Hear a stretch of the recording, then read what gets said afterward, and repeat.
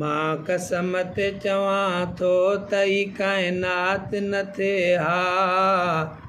ज़ाहिर जे नबी पाक संदी ज़ात न थिए हा मां कसम ते चवां थो त ही काइनात न थिए हा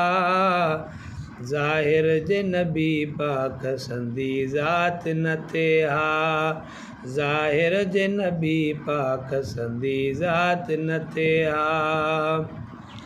अग अग में उन ज़ात कयो आहे ज़हूरो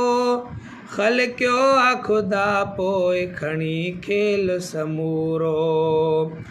अग अग में उन ज़ात कयो आहे ज़हूरो ख़लक़ियो आ ख़ुदा पोइ खणी खेल समूरो दुनिया में कई शइ जी शुरूआत न थिए हा ज़ाहिर जे ख़ुदा ज़ाहिर जे नबी पाक संदी ज़ात न थिए हा मां कसम ते चवां थो त ही काइनात न थिए हा ज़ाहिर जे नबी पाक संदी ज़ात न थिए हा सिजताब जी सूरत न वठे सुख न मञे हा ओभर खां न उभिरे हा न औलाद वञे हा सिजताब जी सूरत न वठी सुख न मञे हा ओभर खां न उभिरे हा न औलाद वञे हा न ॾिसूं आ कॾहिं ॾींहं मथां रात न थिए हा ज़ाहिर जे नबी पाक संदी ज़ात न थिए हा मां कसम ते चवां थो त ही काइनात न थिए हा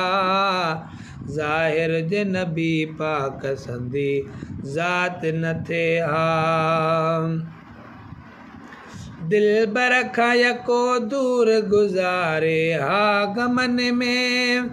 न अवेस जहिड़ो यार बि तड़पे हा यमन में दिलबर खां यको दूर गुज़ारे हा गमन में न अवेस जहिड़ो यार बि तड़पे हा यमन में तालिब खे मिलण जी बि कॾहिं तात न थिए हा ज़ाहिर जे नबी पाक संदी ज़ात न थिए हा मां कसम ते चवां थो त ही काइनात न थिए हा ज़ाहिर जे नबी पाक संदी ज़ात न थिए हा साबाए फिरी बाग़ न बणिजे हा फटाफट इस्माइल खे क़ुर्बान करण खां पोइ ख़ुदा वटि साबाए फिरी बाग़ न बणिजे हा फटाफट इस्माइल खे क़ुर्बान करण खां पोइ ख़ुदा वटि त ख़लील जी मंज़ूर ही ख़ैरात न थिए हा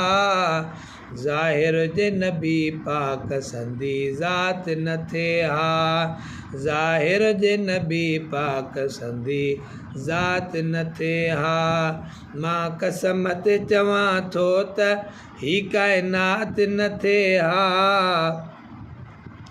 ज़ाहिर जे नबी पाक संदी ज़ात न थिए हा न करे हा फिदा सिर को सर फर्श मथाऊं ख़ुदि अर्श जे आशिक जी मथे अर्श मथाऊं न करे हा फिदा सिर को सर फर्श मथाऊं ख़ुदि अर्श जे आशिक जे मथे अर्श मथाऊं माशूक पंहिंजे साण मुलाक़ात न थिए हा ज़ाहिर जे नबी पाक संदी ज़ात न थिए हा मां कसम ते चवां थो त ही काइनात न थिए हा ज़ाहिर जे नबी पाक संदी ज़ात न थिए हा अल्लाह जा बाना बि किथे कोन बुझनि हा, कुल गौस कलंदर न किथे कुतुब हुजनि हा। अल्लाह जा बाना बि किथे कोन बुझनि हा, कुल गौस कलंदर न किथे कुतुब हुजनि हा। कंहिं पीर या कामिल में करामात न थे हा, ज़ाहिर जे नबी पाक संदी ज़ात न थे हा। मां कसम ते चवां थो त ही काइनात न थे हा, ज़ाहिर जे नबी पाक संदी ज़ात न थे हा। हर शेर लिखण जी या शुरूआत पढ़ण जी, मखिणे जे मथां ख़ासि तरह नात पढ़ण जी। हर शेर लिखण जी या शुरूआत पढ़ण जी, मखिणे जे मथां ख़ासि तरह नात पढ़ण जी। अल्लाह जे तरफ़ां ई इनायात न थे हा, अल्लाह जे तरफ़ां ई इनायात न थे हा, ज़ाहिर जे नबी पाक संदी ज़ात न थे हा। मां कसम ते चवां थो त ही काइनात न थे हा, अल्लाह जे ज़ाहिर जे नबी पाक संदी ज़ात न थे हा।